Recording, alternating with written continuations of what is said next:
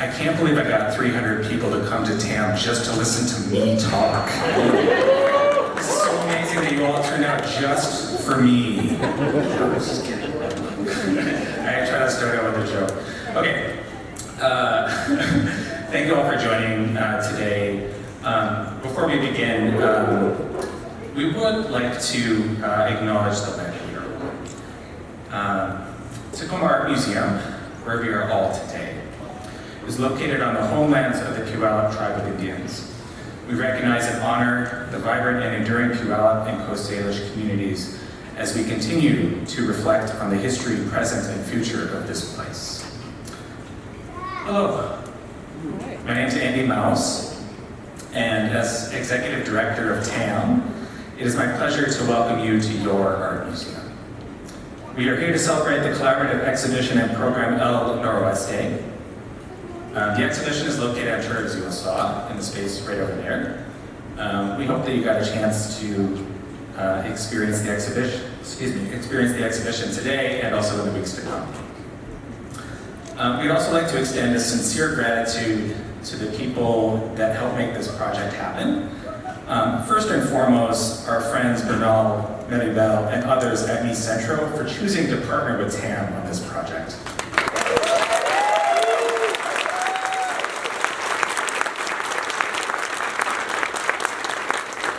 We're humbled to do what we can in support of your vision for this, and we couldn't be more thrilled that you chose to partner with us.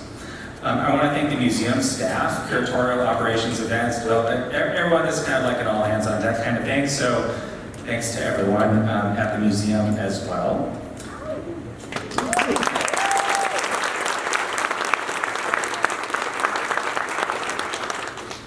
To the people who, in our community, who support organizations like Centro and TAM, just know, I'm not going to necessarily call you out, but just know that nothing like this happens without people supporting it. So thank you all for supporting it.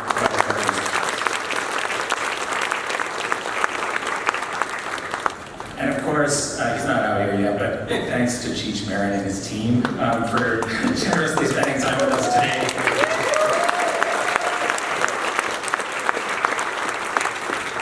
My Chicano friends back in Minnesota are going to be so jealous because we wanted to get Cheech to come to my last museum, and I was like, I'm not connected to Cheech, I don't know how to get him to. And now they're going to see on my social media, they're going to be like, you show up in 3 months, he's at your museum? On a personal level, it's always been something, he's always been a person I've wanted to meet. Obviously, widely admired for a lot of different reasons. From my perspective, one of the most important collectors of art in North America. And we haven't even started this yet, but I feel like it's going to be an unforgettable experience. And I just want to thank you all for sharing in it. And with that, I'd like to introduce to you my good friend, Director of Centro, brilliant community builder, Dr. Bernal Baca.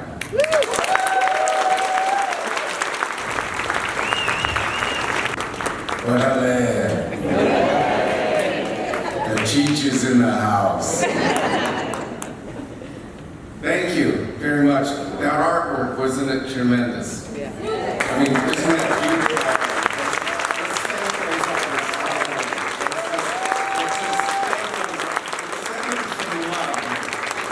It's a fabulous job. I think I've never seen such better art.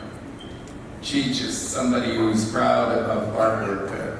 Having going down to Riverside and viewing the Cheech, if you don't, you have to have a chance to get down there to see that beautiful artwork.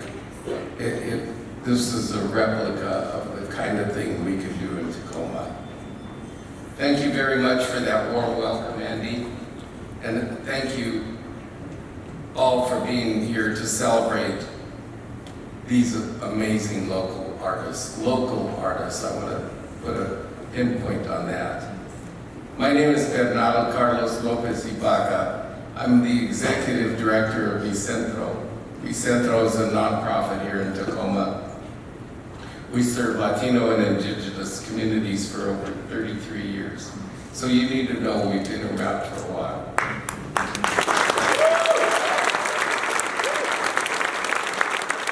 Our organization is comprised of 4 core programs, including family family support services and domestic violence, youth civic engagement through our Dolores Huerta Institute, small business support. We provide all of our small businesses support to survive, and of course, our arts and culture. Over a year ago, during one of my first conversation with today's moderator, Maribel, who we'll meet later, some of the top things we wanted to accomplish were creating accessible arts programming and opportunities, uplifting and highlighting our community art and artists, and bringing Cheech Marin to the Pacific Northwest. During a Latino caucus dinner, I need to tell you that Washington State has its first Latino caucus, and I'm really proud to announce that today.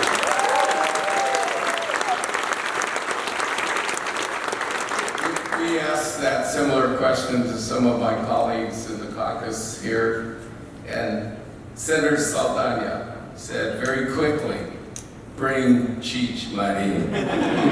So thank you, Senator, for that suggestion. We did it. When thinking about where we wanted to host this event, we knew right away that our guest and featured artists deserved to be in a beautiful space like TAM. I sit on the board of directors, and I'm really proud to say I am on the board of directors of TAM, and our community needs to be here.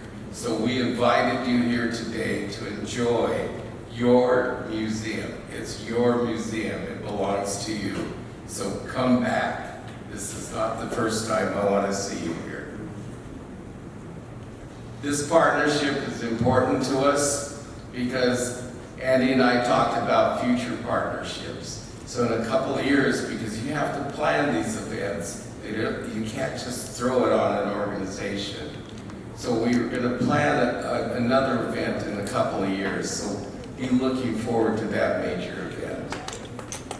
I also want to thank the TAM staff. I mean, sitting on the board, sometimes you don't know what staff really does in their daily activity in these places.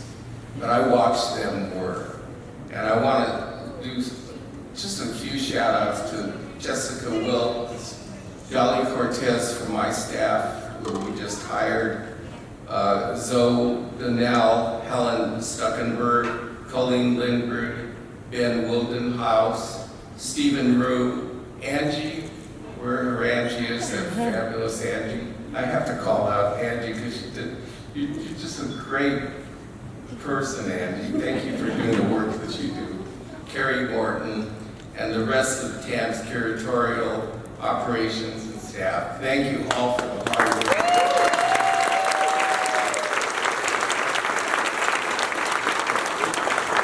And of course, I want to say thank you to my staff. I've never had a better staff than now. It's taken 4 years to build what I've built in this organization with the staff that I have, and I'm really proud. If the staff is here, would you please stand up? I just want to thank you all.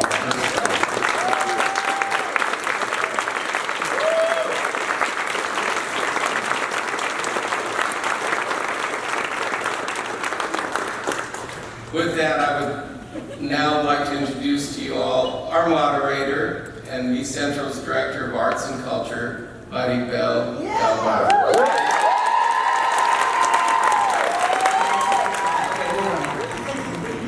Hello everybody, welcome.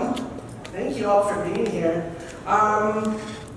So I'm a graduate of Western Washington University, and one of the things that I, in terms of Chicano studies that really resonated and stays with me during that time is the concept of in one of Ana Castillo's books. And she defines it as she who creates herself. And so in terms of as creators, as Chicano, Latinx, creators, we're always constantly having to really pave a way for ourselves, find new mediums and ways just to share stuff about our stories, our experiences, And what better example than a lot of the pieces that are in this space, you know, and examples of stories of pain, of survival, of celebration. Not only are those pieces beautiful in themselves, but you also have artists who are educators, who create public art, who have their own private galleries, who run their own community programs, who have PhDs, who have undergrads, who are holding it down by themselves with their families, or who are supporting their extended families. So really, there's Moyo scene is represented there, and also with our guest today, who is a trailblazer in many ways for many of us, at multiple points in our lives. And so what better way to balance those two things out, and within the space, and celebrating art in the Pacific Northwest, Washington State for this year, but we'll talk with TAM about expanding it, to really cover the Pacific Northwest, than our guest today. So please welcome Cheech Marin.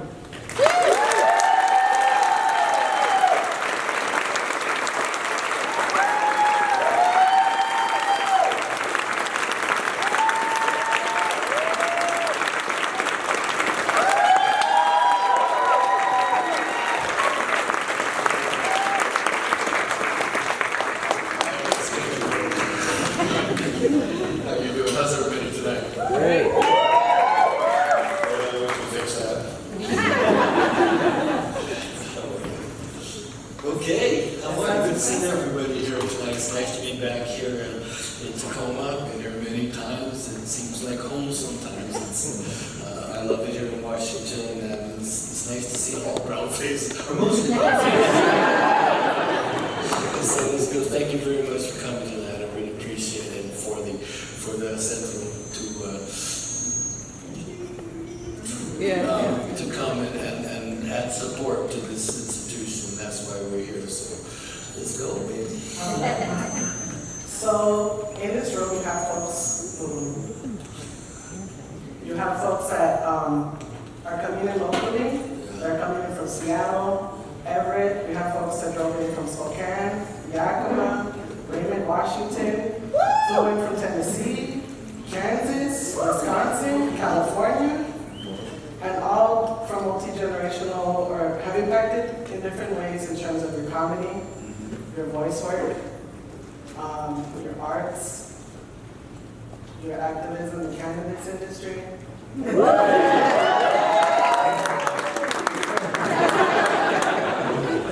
How does it feel to have a multi-generational impact and following throughout the many stages of your life and career? I don't really feel that old, but I guess that's the deal. It's great, it gets, I get regenerated every time I come into a new place or a place that I've been to before. It's just, the generation coming up, I think keeps sprouting, and that's kind of why this whole deal is growing, is because every generation kind of takes up that time and space. I always call it news from the front. Every generation comes and gives us news from the front. This is what my neighborhood looks like. This is what the people in my neighborhood, this is what they look like. This is their issues. This is what we're talking about. This is their music. And when you get a refresher course every bunch of years or so, it kind of updates you, and so you're always au courant as to how the community is going, and it goes different ways in different places. But we wanted to go forward, so that's kind of the direction we headed right now, forward. And so that my motto has always been that you can't love or hate Chicano arts unless you see it. A lot of people make assumptions based upon what they think they heard, and I always hear this expression when people see Chicano art for the first time. Well, I didn't know what Chicano art was, but I like this, and so we want to get to the point where everybody has a personal experience with Chicano art, and so here we are today. Who were your mentors and your idols when you first started comedy specifically? Your mentors or your idols when you first started your comedy? Oh, comedy. Anybody that was funny. I really mean that. When I was a little kid, there was this program called the Show. I don't know if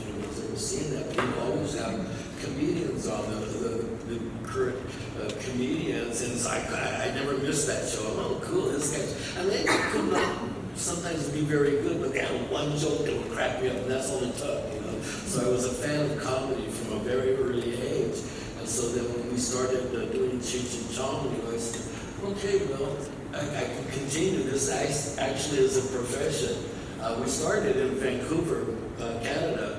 Tommy Chong and I met, and he was a musician, and from Motown.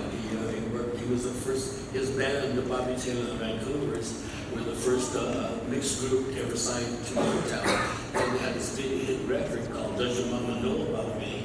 Which, as I said, some people know that.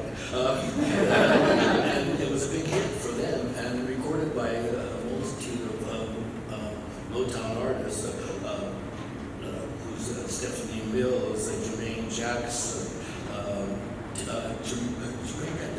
and the Harlettes.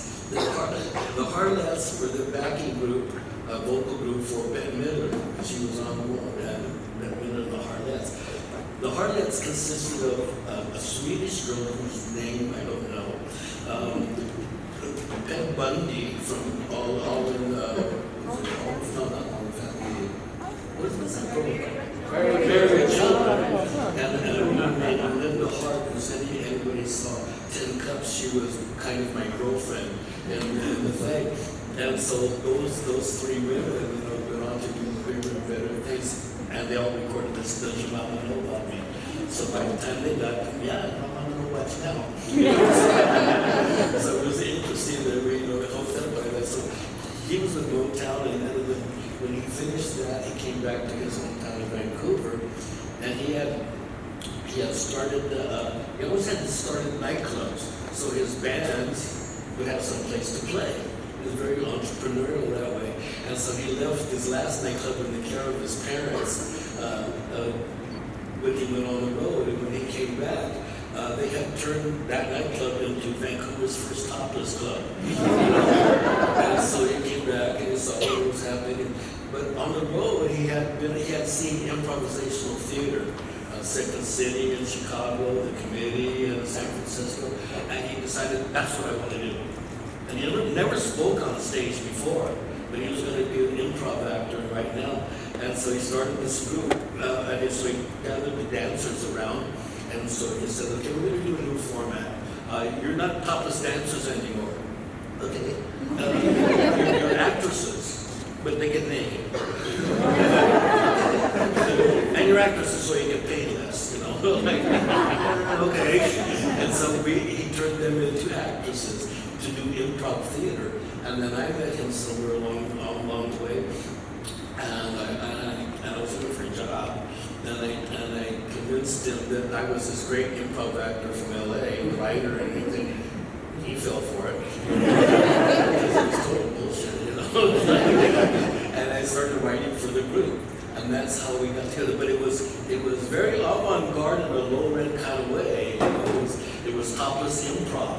And the world had never seen it before. You know, we made up some little scenario where at the end everybody got naked. And sometimes we did too. You know, if the audience was drunk enough. Because that's not what they came there for. Because he sprang this whole improv thing on them without, you know, any warning. And there was bikers and loggers and truckers, and just a really tough audience in Vancouver. And then the first person he said, oh, we had a mime artist. And then he sent this mime artist, you know, eating flowers and what the hell is this? And then we got to a point where we told one funny joke and then they laughed. And then they were on our side, so they didn't kill us tonight. Oh, that's right. You know? And so that's how we met. And when the troop fell apart, we stayed together, figured out what we were going to do. So in your work, let's say from the topless improv to what became Cheech and Chong, you know, we all are very familiar and hold even moments and songs, you know, near and dear. Was there a moment that surprised you in terms of the audience response, or what's your favorite moment in terms of how the audience responded to something that was new and all that? The audience always responded the same. they loved it, you know. And we could tell from the very first day that, hey, we've hit a nerve here, because and it's resonating with everybody, no matter where we go, you know. It was hippies or loggers or truckers or straight or we played a Scientology deal one time. I've never been stared at so hard.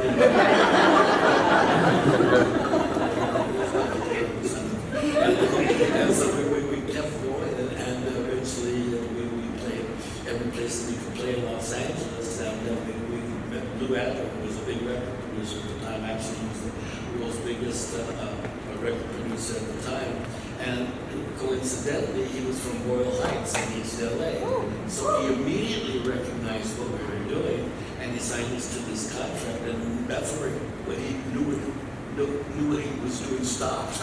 You know, because nobody, how do you record this? How is it going to be on record? We were a live act, we were a visual act, so we had to figure out how to sound funny, not look funny. You know, that required some kind of effort, and it was a whole new deal. So we went to the studio and started making it up. You know, because our contemporaries like George Carlin and Latine and Richard Pryor, their comedy records consisted of a recording of their live act.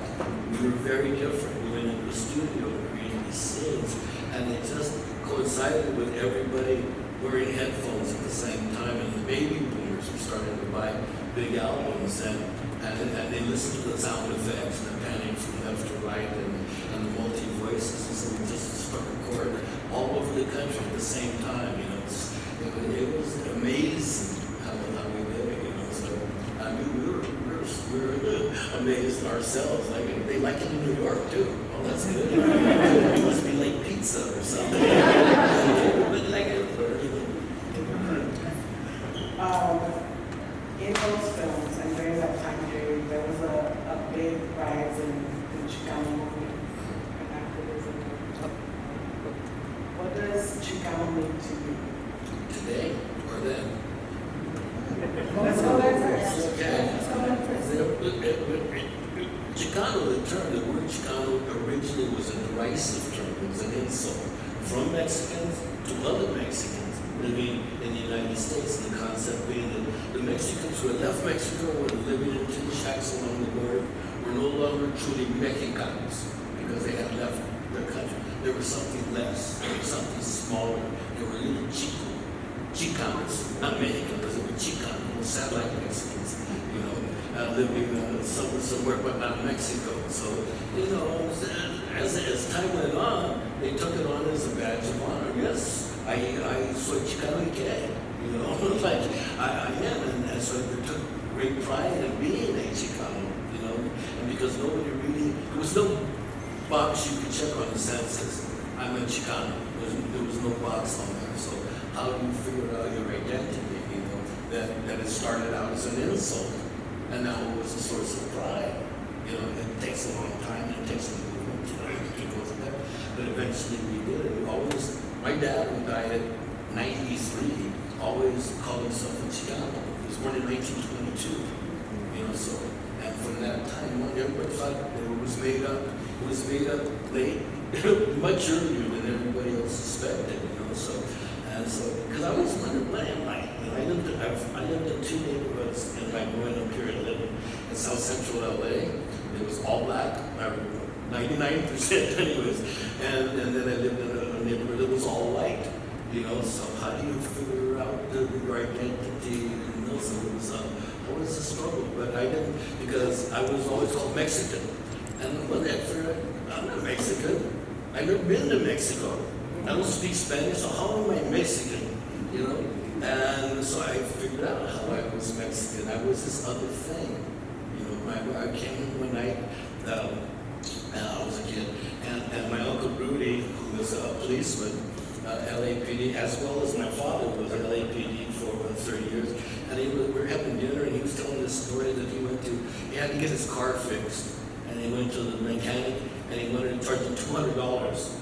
And he says, $200, man, give me a pair of pliers and some tinfoil. I'm a Chicano mechanic, I can fix it myself. That's who I am. That's who I am. I'm a Chicano. Can you? And whatever comes up, I can take care of it, you know. That's who I am. So from that day forward, I was in Chicano. There was no confusion as to my identity. I was very proud to be a Chicano because it was like an undercover. You know, kind of undercover Mexicans, you know. So I like that, you know, because everybody always when they first saw me in those things, like Tommy experienced it. The first time I met him and he met me, we had the same thought. What the hell are you? Are you Mongolian, Viper? Are you Filipino? What are you? And we thought, oh, no, I'm a Chicano. And he had toured California. He'd been there, so I get it. You're a Chicano, this Chicano. Okay, cool, let's go. And I'll let you have some luck. How would you say the term Chicano has transformed today? You know, it is like an OG term, you know, because a lot of the reaction of the younger Chicanos, well, you're a Chicanosaurus. You know, of course, the Mexicanos are the term the Latin X, Chicano X, XX, or whatever that is, but it's the same thing because it is determined by the same inspiration. It's description of culture.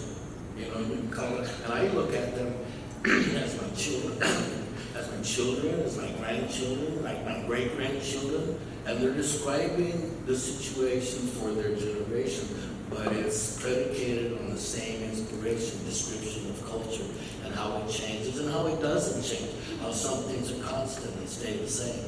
So that's kind of where we are now. Right? You can call me Chicano, Chicano X, or Latin X, and no, that's it. You know, I'm a Chicano, but I'm describing the same thing. So you were able to be in different places and spaces because of the start of your career, walking through as a Chicano, and being with multiple different types of artists. So what specifically, or what drew you into your love and appreciation of arts first? It started at a very early age. I was 10, and had this group of cousins. There were 4 of us. We were all really bright kids, and we went to Catholic schools, some kind of liberal arts education, and so we were educated, and we all had the same aspirations. We loved to learn. We developed this love of learning, and when you develop that, everything is interesting, and you can learn anything. So the head cousin, Louis, he was a genius. He got a scholarship to grade school. Grade school, high school, college, state scholar. Went into the Air Force, got an Air Force scholarship to go to the University of Tokyo, you know. So he was our head. His sister Lali became a nun and the head of the order. The next cousin, Reggie Castro, became the first recipient of a doctorate in Chicano Studies from Harvard University. And then there's me, you know. We're trying to catch up, you know. And so he ran around and he assigned all of his topics to learn, and then bring back that information to the group. And I got assigned art, and Lali, you learn about the Middle Ages, and Regine, you learn about economy, and Cheech, learn about art. Oh, okay. How do you do that? Well, you go to the library, and they take out all the books. Or I couldn't take out all the books until I was 10, you know. And so they would bring the art books to me on Saturday. Every Saturday they bring out their books named with white gloves, you know, turn the pages. How do you pronounce this guy? Picasso, whatever. And so I learned about classical art that way, you know. And so when the librarians kind of saw me every week, you know, okay, we're going to cater to this guy. And they would bring up the rare books, and turn me on to different subjects or different artists. And I kind of knew about that. So that was great. And my knowledge or my learning of that continued all the way on up until, I guess, you know, modern art. I learned everything up to modern art, but I didn't know contemporary art. And so I was married to a painter at the time, she knew everything about contemporary art. She started taking me to galleries in Los Angeles. And that's where I first discovered the Chicano painters. They had already been out there, and they had somewhat of an audience, but not huge. They weren't a big breakout. But I saw what they were doing, because they were all either art school and or university trained, so they weren't like hobbyist artists, they were serious artists. And they were inventing this art form, and I could see the foundations of it because it was based on everything that they knew, international art from time immemorial to their conditions of their neighborhoods at the same time. And so I saw, I get what they're doing. They're doing, Chicano art, as based upon this principle of rascuache, and the mainstream art world will call it found art, but it's not found art for Chicanos. It would look like a single room apartment with a 37-room attachment on it. It was like, okay, how does that, but it balanced, and so this is cool art, and so I started, I was a perfect storm. I knew what the art was. I had money to collect because I had Cheech Marin, and I had fame in order to proselytize for it. And so I went out and did that. So I was lucky because all the masterpieces of Chicano art were still out there to be purchased. And and so I go, okay, I'll purchase them. So I could buy giant paintings that nobody, we're going to put it over the couch. No couch is that big, but I could get it and put it, because very quickly I knew that this was heading someplace. And so I would buy big paintings and send them right to storage, and then for years and years I started accumulating this big collection until my friends in the art world that I started meeting. So you got to show this, man. It doesn't do no good under the bed or in the closet. You got to show it. Okay? How do you do that? Well, you got a museum to show you got more people in museums. Okay, you know any? So I started going around. So when the museum directors finally told me, because we're very interested in doing this, but you got to raise money in order to do this tour that you want to do. And believe me, the touring art exhibit is a very expensive proposition, very expensive.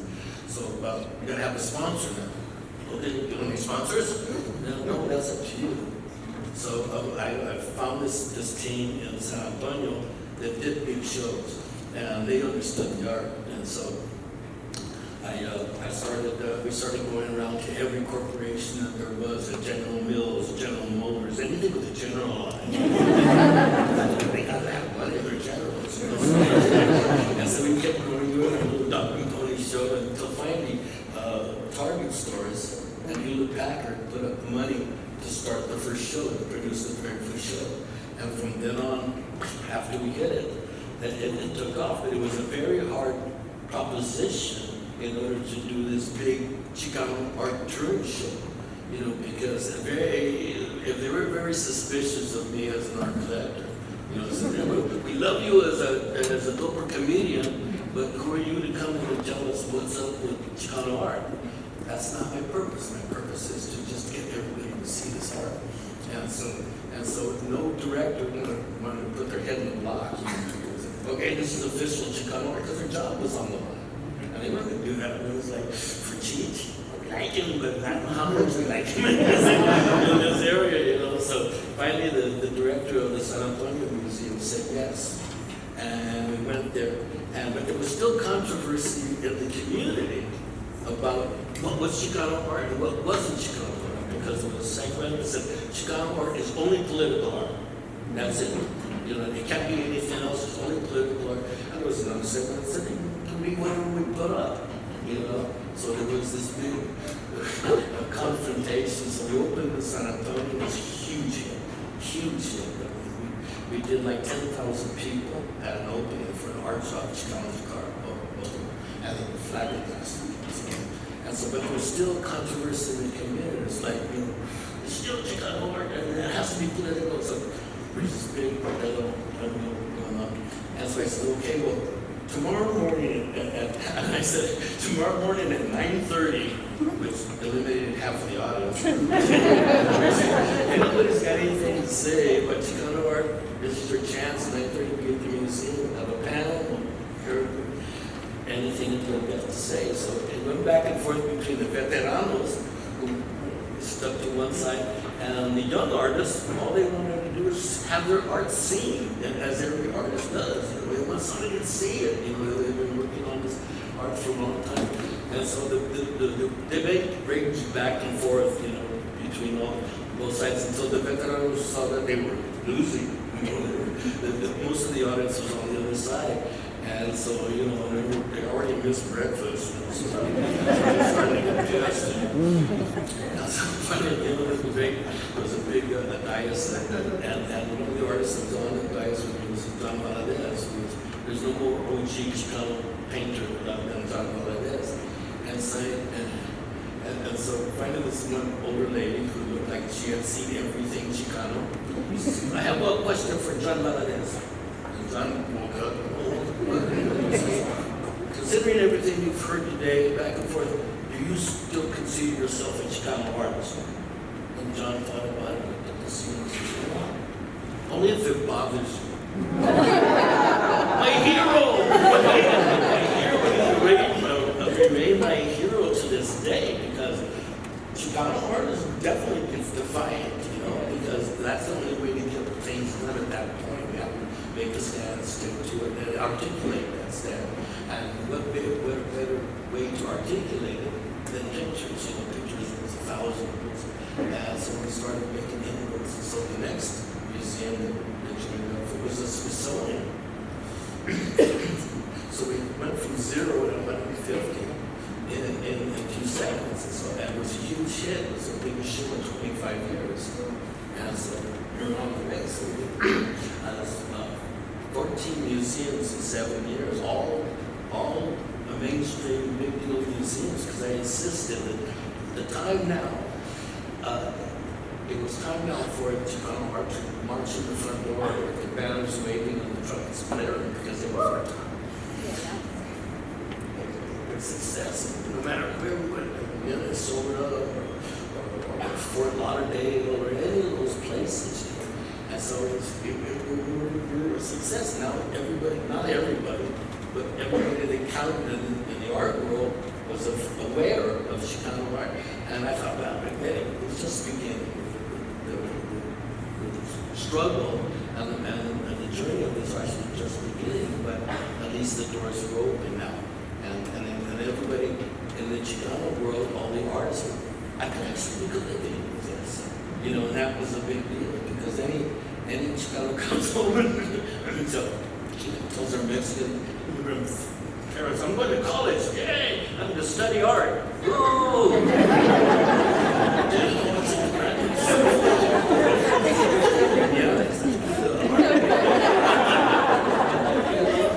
You gotta have something, be an accountant, or you know, a teacher even. You know, like, no, I'm going to be an artist.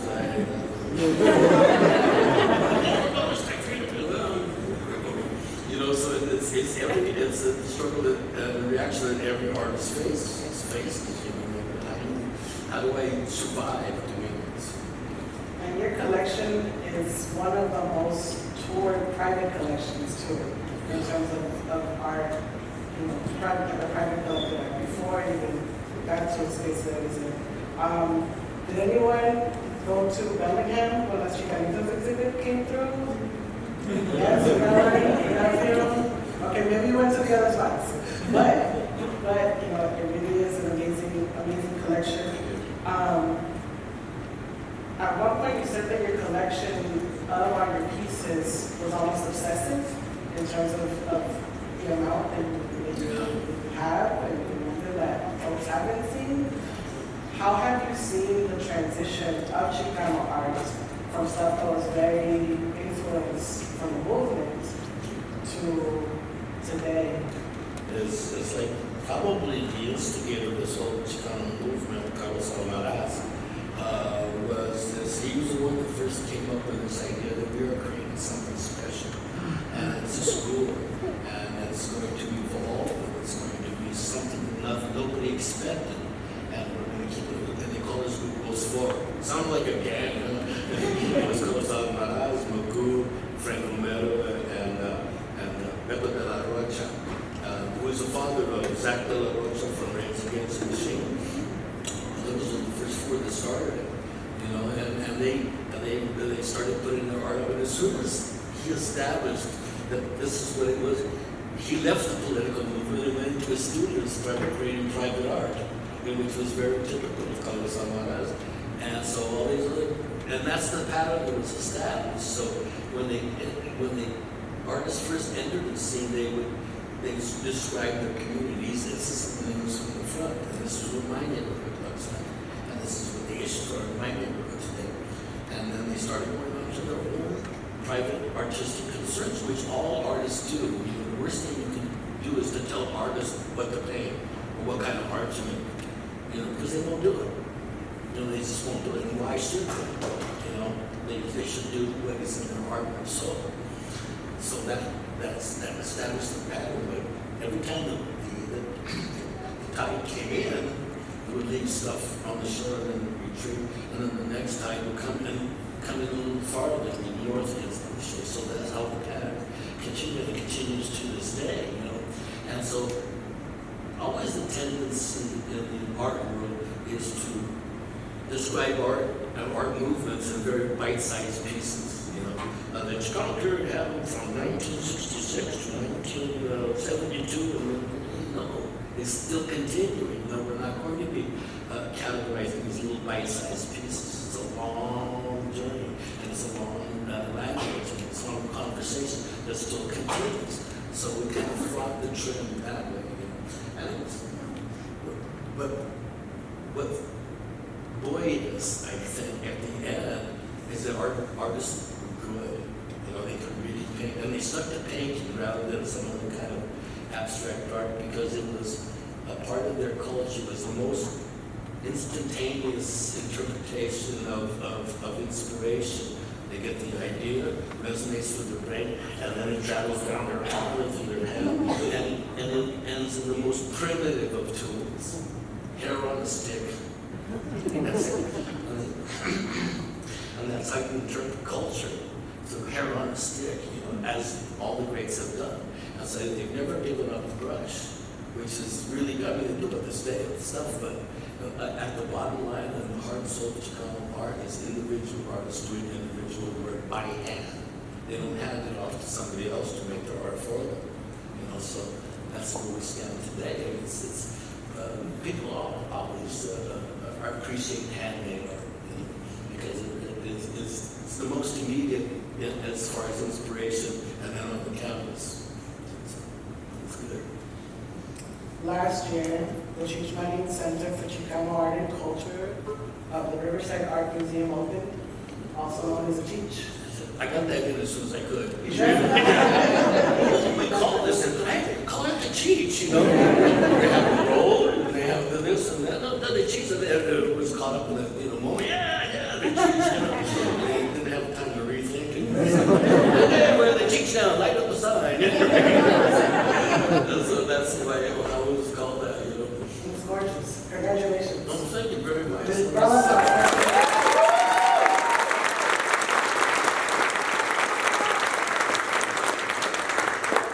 Why was it important to transition a good portion of your mass private collection to a museum specifically? You know, as a collector, you learn to, when you see a great piece of art, you can afford it, and even if you can't get it then, you know, because if you come around again, it's not going to be there. And it happened to me. I went to the big art show in Houston, and I walked in and said, I saw this great painting right in front of me. It was by a painting from Houston, and it was half Picasso and half Kandinsky. And it was a huge painting, you know, and as a matter of fact, I was walking. I dropped this in casually. I was walking Bill Gates around the museum.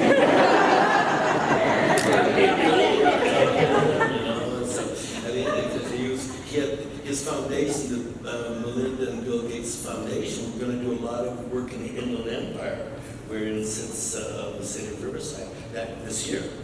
And someone on his staff was a Chicano. from Riverside, so you have to see the change. And so there was all his army of guys descended on it, but and it was very specific instructions. He only has time to see 3 paintings, and then off, and and nobody else can know about this, and blah blah blah. And so we're okay. Then it's only you and Bill going to walk around, but the rest of the people have to follow you like 10 paces behind. And it went over really big. But so we're walking him around, and he started relating to all the paintings. Oh, I love this, because he was a collector as well. And when I got in front of this building to look at the painting, and it was half of it. I said, this is a conversation, an art conversation, because Picasso said art is everything, and Kandinsky said art is nothing. And so the panels represented both sides of the conversation. On the Benito Huerta side, it was a Chicano version of the Damas of the Avignon, maybe the most famous painting. And on the other side was a sheet of lead. It weighed 250 pounds. They hated moving that, It was everything. And I'm explaining this to him. And he's watching it, he's listening to the narrative. And so the most distinctive feature of this painting is that the Picasso side is painted on velvet. And he hears that and he reaches out. And then he realized that he's not in his own house. And he looks over at me and says, your choice, Billy boy. But he loved it. He said he was staying for hours, and he saw every painting. He went upstairs and saw that whole show. Okay, but we couldn't ask him for money, which I understand right now. But I'm sure we can use the somewhere along the line. But it's there again. He saw Chicano art. The essential, the sine qua non is to have some personal interaction with this art, and then you can make your decision. So the decision was made, but we have experienced that a lot. So I want to share right now that you mentioned that story. So we went last year to the Cheech. We had another Illinois Gates Foundation employee walk through the hallways. So my dad's worked as a janitorial supervisor for the foundation for over 15 years. And it definitely had a moment. There's one piece where it has a lot of tejidos. And he was very slow also. And Well, I used to do that as a kid. Because when I was learning about art, and one of the librarians said, well, you actually should go to a museum and see paintings. Because you have to see paintings in person. I don't care what kind of painting they are. You have to see them in person in order to get the message or the full experience. And so they said, you need to go to museums. So as a little kid, you ever go to a museum and see like 20 little kids with the same color t-shirt on, holding hands? That was me. And so I started going to museums, and I found other museums. I went to the LA County Museum, at least once a month, so whatever show they had, because I identified with the art, because before the 15th century, all art was liturgical art. It was, and I remember seeing in my church when I was looking, and you're during this mass in the last 27 hours. And then look up at the ceiling, and what are these guys in sheets walking around the clouds? Is this art? Yeah, I guess so, because that's what I started seeing, And so I educated, but hands-on experience is the big deal. So I continued that practice, and until now, I still go to museums. I love museums. And so we continued that process, and I continued that process until I had a pretty good knowledge of classical art. So as going forward, I recognized what the Chicanos were doing. So that was the big thing, to be lucky enough to be in the right place at the right time. And the thing you hone as a collector is your intuition, and your intuition evolves out of being centered. And the more centered you are, the more distinct your intuition becomes. When you see a good painting, you you recognize it. If you're a collector, you do whatever you can to get that. And with the Benito Huerta painting, I went and saw it at a Houston show. I said, well, this is really, really good. But I'm going to see what else they got here. Then I went around the show and came back and the painting was gone. What? And I was supposed to have it. You know, and so well, it's gone. You know? So I should have gotten that. Okay. Years later, the person who bought the painting was a lawyer from Corpus Christi. He died, and his son knew that I loved this painting, so he called me up. My dad has passed on, and would you like this painting? You bet. I'm not going to miss it 2 times in a row. And so that was the painting that Bill Gates went. So you learn from that experience how to collect. Because I collected other stuff. I was an inventor collector from the time I was a kid. Baseball cards, buttons, you know, whatever they had. I would collect them and get the whole set. That was my obsession. You know, so I applied that to art collecting when I got there because I was a perfect storm. I knew what the art was. I had money to collect it because of Cheech and Chong, and I had fame in order to proselytize for it. You know, so those things came together, and then I got this offer from this museum. And the deal was when they first came to me, because I did a show at the Riverside Art Museum of Works on Paper. That was a big show for them. It was the biggest show they ever had. And the town manager came up with this idea to offer this building, which was the town library. And they were building a new library down the street, you know, like a Jetsons library, which looks really nice and cool. And they had to repurpose this building. And they were down the road with like a children's science museum, and then he told me that we offer the building to Cheech for the collection. And I didn't know what that meant. You know, I said, well, you want me to buy a museum? And I'm doing okay. I don't know if I'm museum rich, but you know. But, no, we want to give you the museum, not physically give you the museum, offer it to house the collection that you're going to give us. You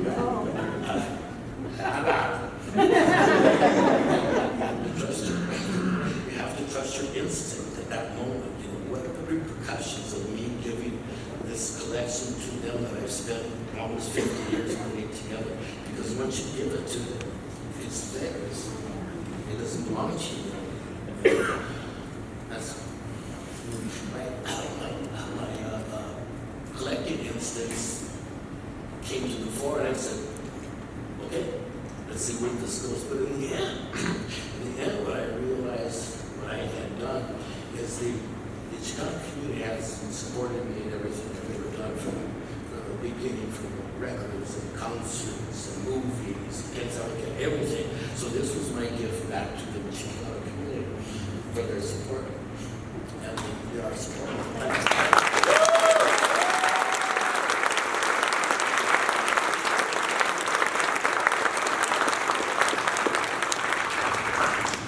No extra charge. So you said that they basically said, here's the museum, fill it up with your stuff. Yeah. But were there any challenges? No, they came after me. That's the thing. There's a hundred. You get Riverside to do this. They came to me, which is a whole different deal usually than exists in the art world. I had never heard of this. You know, they gave and they gave it to me, and I kind of, okay, you know. So when you are working with the city, you are open to other grants from other people that are available, and you get more money because the whole art process of putting it in museums, and it's a very expensive process. But we landed coincidentally or fortunately in the city of Riverside, which was 52% Chicano, you know, and the Inland Empire, which was a huge space, 52% Chicano. And everybody got along, you know, so there was no contention except for the old growers and the new growers, you know. The old growers grew citrus, the new growers grew weed, you know. You know, because in 1880, Riverside, California was the richest per capita city in the United States because of citrus. They grew everything, oranges, there's tangelo, there's grapefruits, lemon, and they built a railroad into the groves and packing houses along the way. And so that's how you can get an orange on Christmas morning in London, England, because of Riverside, California. So they had all this money in a very small population. So they started commissioning these beautiful buildings up and down Ocean Avenue or Boulevard. And so they had this little museum, which is atypical of the museum buildings that are on that road. It was a modernist building, and it didn't really fit in with these Beaux-Arts buildings that they had commissioned before. And so, and it's a beautiful modernist building. If they had a top 10 list, this would be on the list. And so, okay, let's see how we can fill it up. You know, so I made the donation. That's the best I've ever done. It's absolutely the best I've ever done because of what it did for the community and for the positioning of Chicano art in the greater art picture. And now we have the critics and the Smithsonian and all those people on our side. And I just recently joined, I've been asked to join, and I did, join the board of directors of Latine, which was the museum that I went to as a kid. And it's going very well. So we're now in the mainstream of that. You know, and the more we see it, and the more we have one place where they can come and see this Chicano art that they've never seen, they've accomplished this incredible things, you know. Because my purpose in starting this was to make this an international destination, not just an inland empire destination, but have people come from all over the world, like they come to the Picasso Museum in France or whatever. And so we're accomplishing that right now. We're coming from all over the United States and all over different countries. And we just have to keep it up. So many people in the industry, the museum industry came here and says, well, we'll check in with you in about 20 years because that's the least amount of time that you have to put in order to be considered a recognized museum. 20 years? I'll go alive in 20 years. I ain't getting any younger. You know? So we'll see. You know, but we have put together a good staff, a good team to continue the message. And the city of Riverside and the Riverside Art Museum have been our benefactors. The city of Riverside signed up for 20 years of maintenance. And that's a lot of money to support the Cheech and it wasn't accomplished in any of the museums or any other town we went to. So we're going to plant our flag here. That's what we're making the process of doing it now.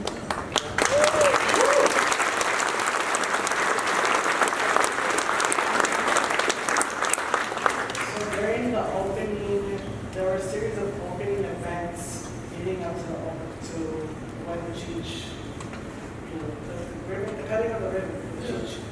And there was a lot of local artists that were brought in. So there was Jesse Montserrat that did the plank wall, if you want to follow on TikTok. Even your store had products of local artists. So like Mas Masa with the Abuelita's Kitchen stickers and things like that. Why is it important for museums or private gallery spaces to reach out and build connections with local makers and creators?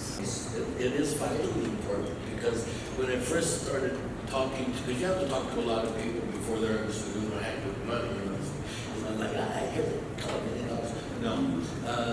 I said, I see Riverside as the next big art town because the foundation was there. There was a lot of different, like, they weren't working in community, it was just separate entities.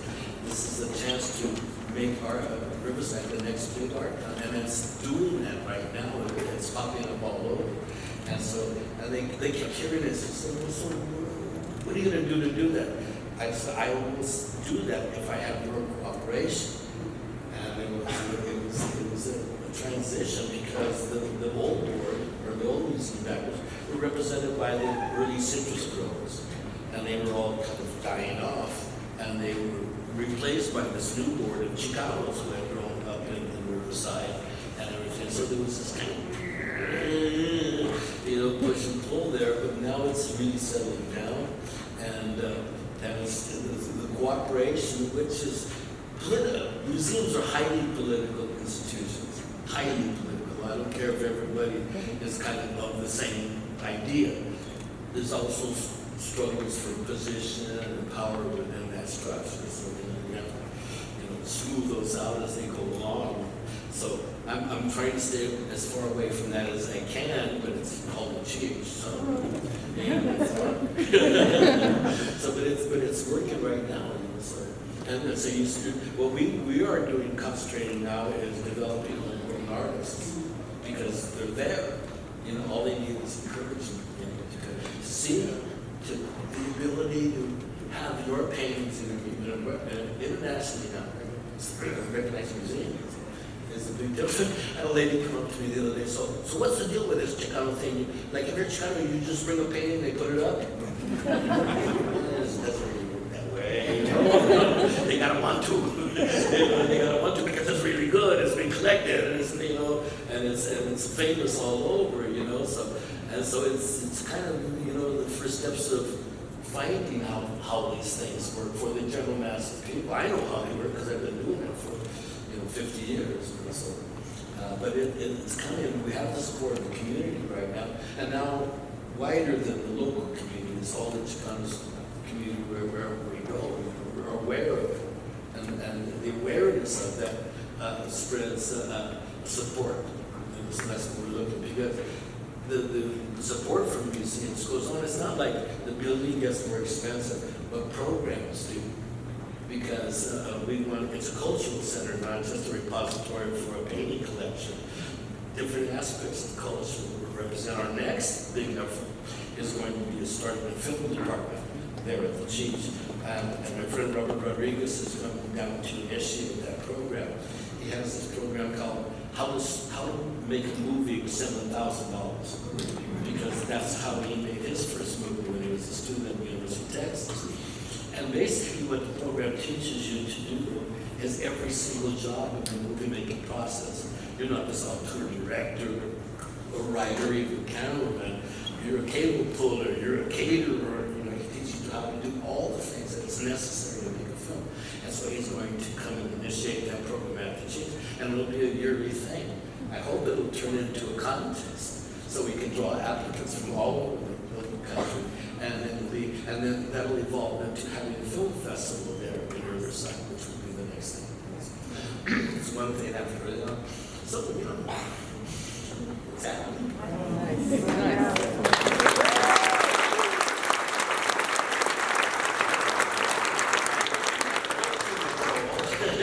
And they'll cringe when they hear this because it means raising a lot of money. Because I want to restart the world's first lowrider museum there. Yeah.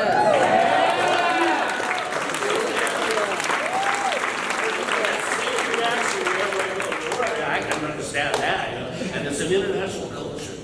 It is not just reserved just to Chicanos, although we invented it. It's an international culture all over the world. They have as many lowriders in Tokyo as they do in maybe Los Angeles. So I was in Tokyo recently, and I bought this shirt. Lucha Libre in Tokyo. So, the word is spread. One of the first shows I ever created, and I was thinking about it while we were working on this, was a Lawyer Art Show at Western. So, yes. And I'm looking at Jessica and I'm looking at India over here.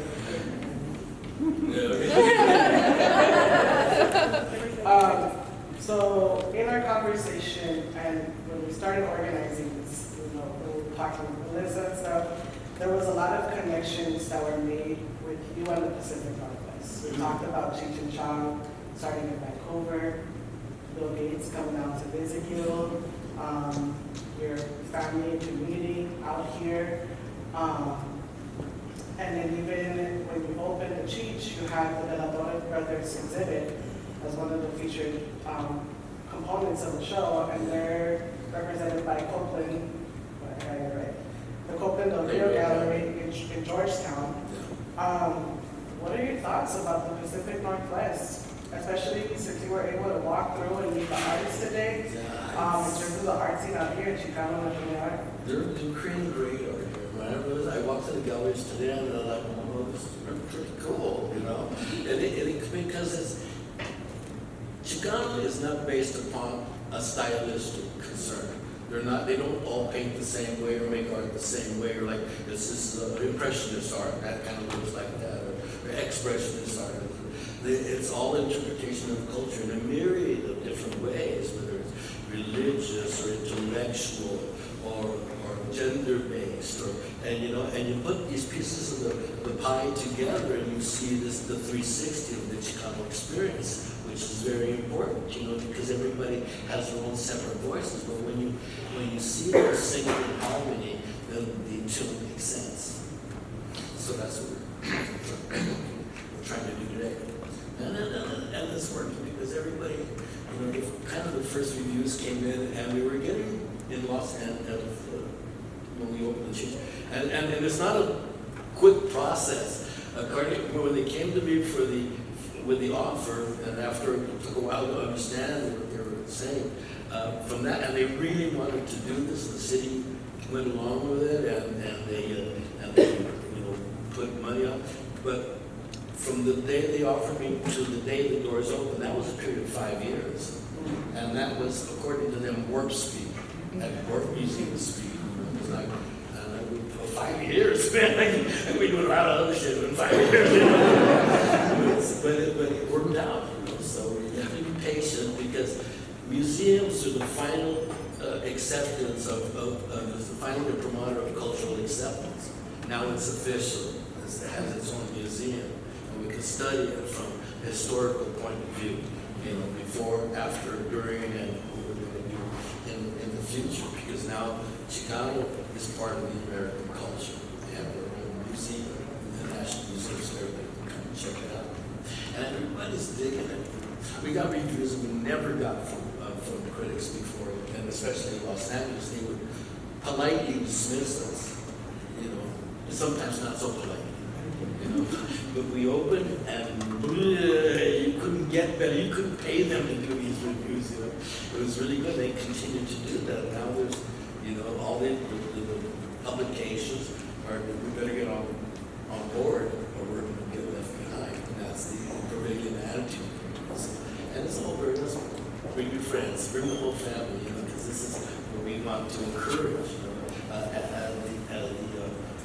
the acceptance of Chicano as a familial project, as a family, because it's family oriented. And it's speaking of that reaction. So when we first put out the save the date and the scan code, I think within a week, we had over 150 tickets that were reserved. Within less than, Jessica, is it less than 48 or less than 24 hours? It's less than 24 hours. Less than 24 hours, the moment we put the lineup of the artists, they were sold out. And so in terms of the response and the reaction and just the wanting to have these spaces and places, it speaks to, it regionally everywhere. The Centro was honored for it. There was an unrepresented large community that was totally unrepresented. And once the floodgates opened, man, it's like, everybody wanted to get into it. It was cool, Come on in, bring the family, That's our attitude to this day. And we drew more people last year at 6 months than MoCA in Los Angeles, Museum of Contemporary Art, and they've been there forever. So who's the little museum now?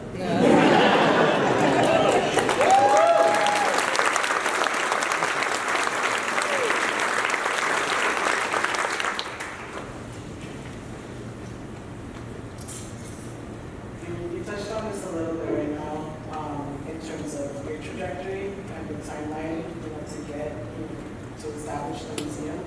What would be your advice for artists wanting to quote unquote make it? And the hustle that it takes. It does. It's like, making your living as an actor is very hard. Only 5% of the Screen Actors Guild makes their living through acting. 5%. It's even harder for artists, because people have to go to movies or watch TV or whatever. They don't necessarily have to have a big painting in their house, or any of the museums. But we've turned the corner on that, to make everybody part of this process. You know, so it was a big deal, you know, because I bet you it takes a long time, and it never stops the need to create revenue to support these projects, because okay, the paintings are up and great, you see it, and just like at the Louvre or you know, Metropolitan Museum, but it's the programs they initiate that really have lasting effect, and because it allows museums to stay current, no matter what they do, what kind of museum it is. If you have current museum projects, it involves more people. You know, because the art making, or the art, is the only thing we leave behind is the culture. It is the only thing. It says who we were, what we believed in, what we held most precious to us, and it will stay there. You know, so and it affects generations of people at the same time. So that's what we're experiencing right now. So that's what I saw. When you come to the Cheech, and I hope that all of you do, is you'll see the first thing you see when you walk in the lobby is this giant lenticular piece by the De La Torre brothers. The De La Torre brothers are my favorite kind of Chicano. They don't know they're Chicanos yet. But they're perfect Chicanos. And the lenticular art is, you know, when you have the Cracker Jack box and pull out the prize and they got the little thing where the eyes of Jesus follow you around. And that's lenticular art because it's based upon this plastic prisms that where you stand in relation to the apex of that changes the image. So you can have a bunch of images like peekaboo. So that's like, oh, cute. No, that's a person. And then that's a piñata. And so they've perfected this technique to high art, and when you see it, so they created this two-story lenticular piece for us that you see as soon as you walk into the museum. And I was walking through the opening one day, and I saw this little girl. She was like 4, maybe 3, and she had this little like first communion dress, and she's dancing in front of the lenticular piece, and she was changed, and saw her image reflected. And so now she was part of that, you know, she danced there for everybody, and called her parents over, hey, watch me dance, and she had to become part of the painting, you know, that was relating to the art in the most primitive of ways, you know, the most direct part of the work, and I just found that they were accomplished something. So I used to be a theater kid before I got into art. So I was One of those. one of those. No tiempo la viejita. Yeah. So I'm going to do a little bit of an actor studio popcorn question. Sure. Cecilia, what's your favorite word? My word? Yes. I'm using this. To be paid for, yes. It don't work that way, but it's still my favorite word. Because it's possible. What is your least favorite word? Oh. Did I know? No. You don't have to word when I said yeah, but the answer is no. That attitude that you come up against, you know, that's no guys. Okay, I can outlast you. I can outlast you. What sound or noise do you love? Laughter. I mean, not only because I'm a comedian, but I love laughter from my children. You know, especially I have 4 kids and they're all gone and out of the house and want to have their own kids. And I love to hear all of them laugh, and especially the little kids laugh. And it thrills my heart. What sound or noise do you hate? Gunfire. And then I got a job at the National Bridges where I fired a gun every day. You know, and my father was the LAPD, and I used to go with him to the shooting range because police have to do this thing called qualifying every month. You have to go to a shooting range and they have to maintain a certain score. Because if you don't maintain that score, you get something deducted off your pay. And so that motivates all Chicanos, the police department. And so I used to go with him, and that was our daddy and son time, you know, ready on the left, ready on the light, ready on the firing line, fire.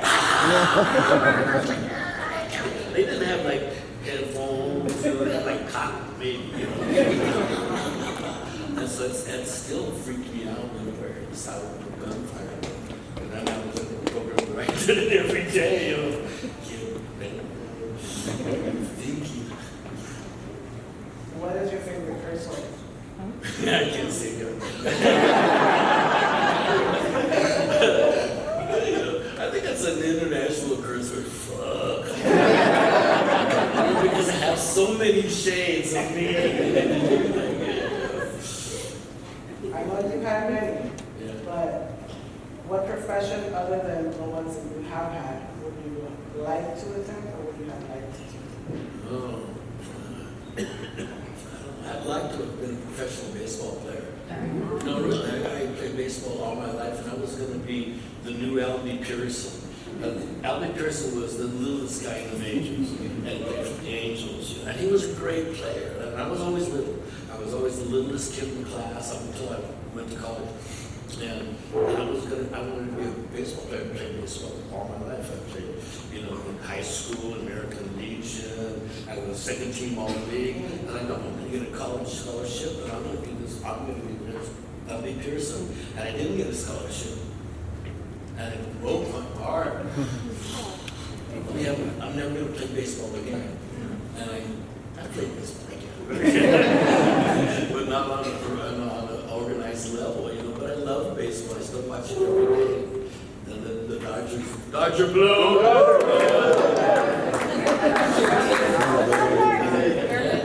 You guys said the baseball too.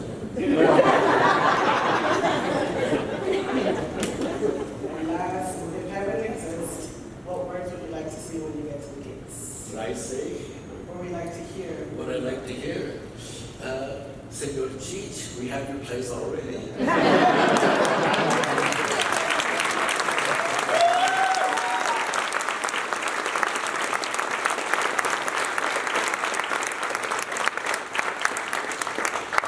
Jessica, how many minutes do we have for questions? Just a couple. Just a couple? Yeah. All right. Is there anyone? Anybody got some Now or questions? never. Oh, here we go.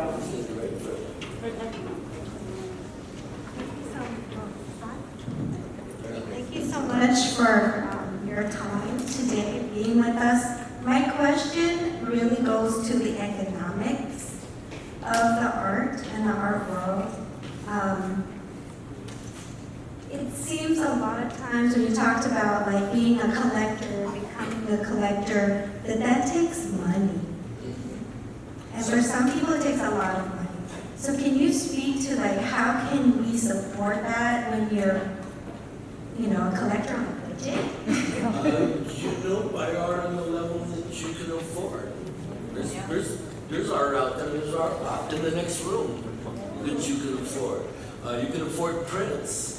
You know, it doesn't have to be original oil. The only reason those paintings that you hear about, they sell for millions of dollars and blah, blah, blah, it's because they're 100 years old. You know, we're not 100 years old yet in this movement, or 200 or 500 years old.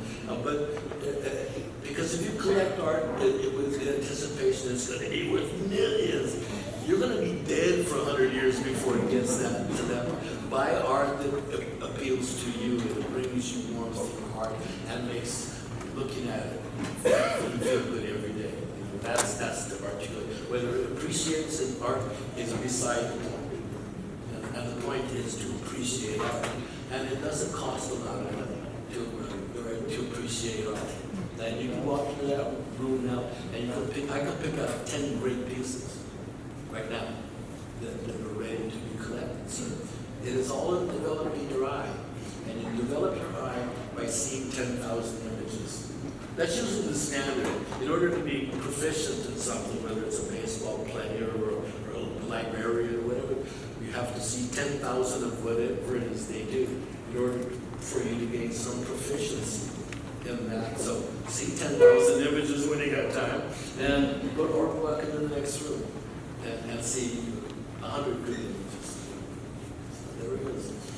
But you have to be educated in art. You have to self-educate yourself. So it is.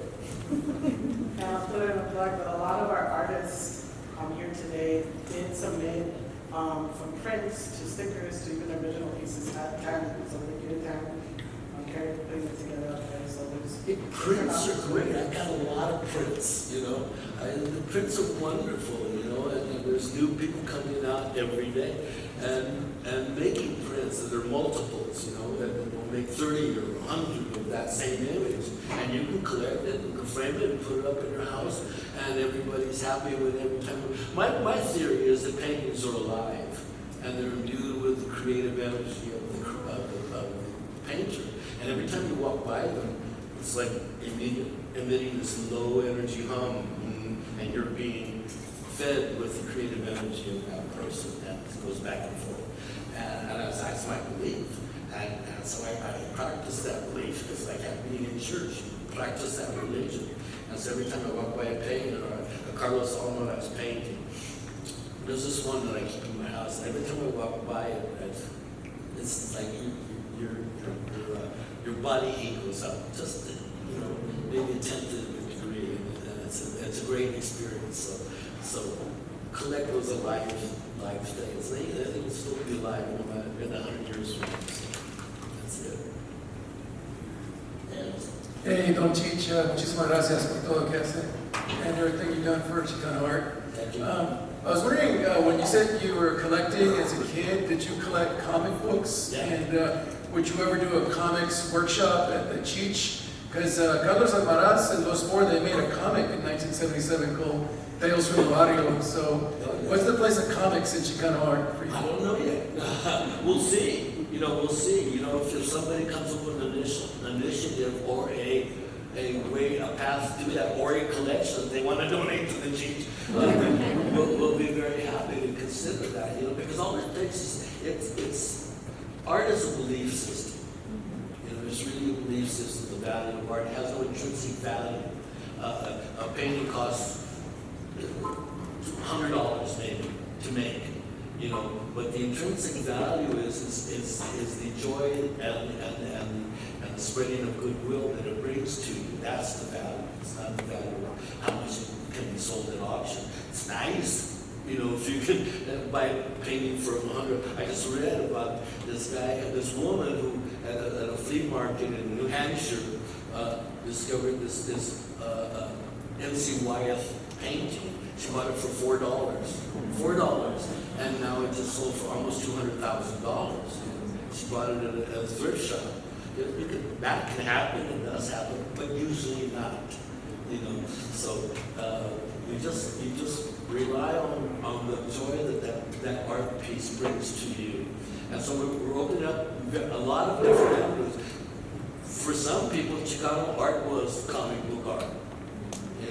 And we elevated it to high art, because when the Chicanos were first trying to, in LA, first trying to get into museums, the reaction from the museum was, well, Chicanos don't make fine art, they make agitprop folk art. And so I started telling them, some of the artists, I said, well, this is what the museum says, that you guys make agitprop folk art. They all had the same reaction. Let's agitprop folk art. And we make so well, so we got over that, and so just keep doing what you're doing, and then let your style evolve, how it's going to evolve, because artists evolve, and a good artist should evolve, and learning how to. So we're going to get up on stage. That's from my early days in Vancouver. The loggers used to.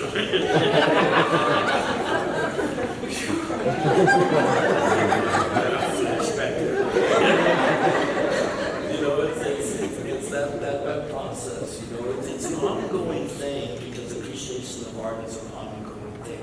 It's great if it lasts a long time. It's wonderful if it lasts a long time. It does very good things if it lasts a long time, but it's not necessarily guaranteed.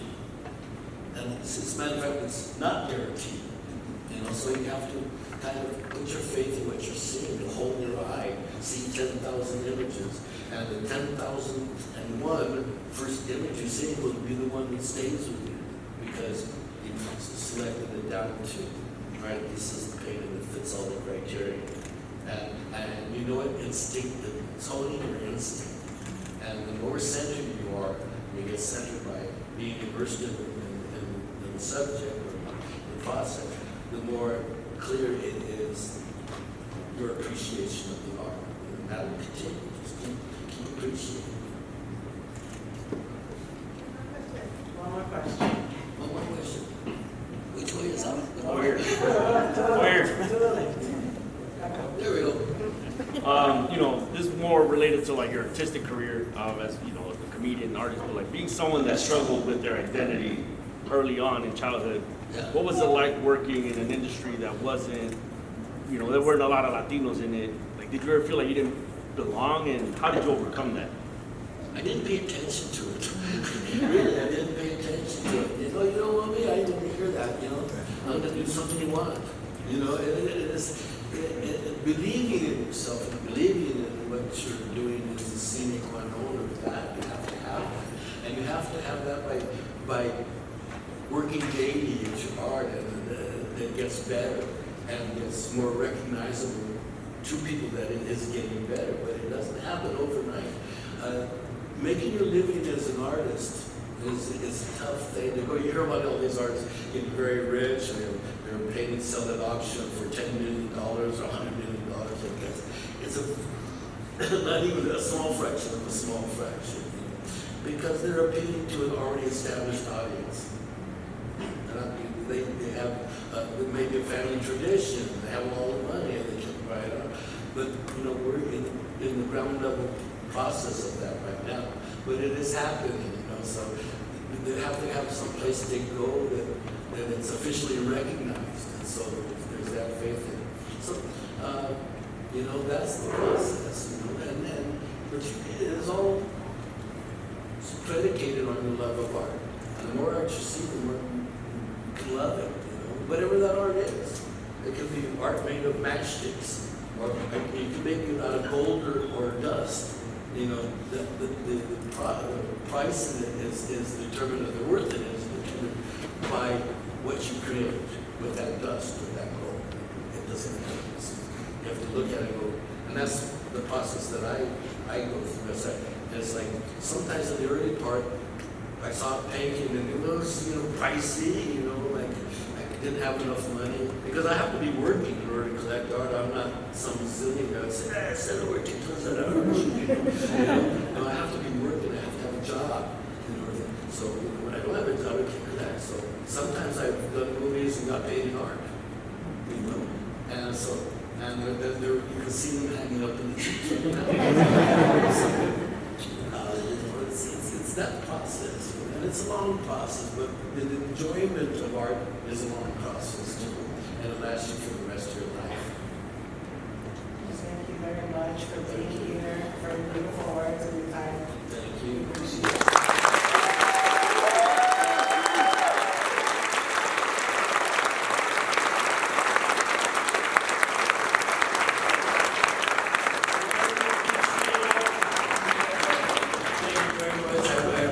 All of you for coming and have fun in your art collecting.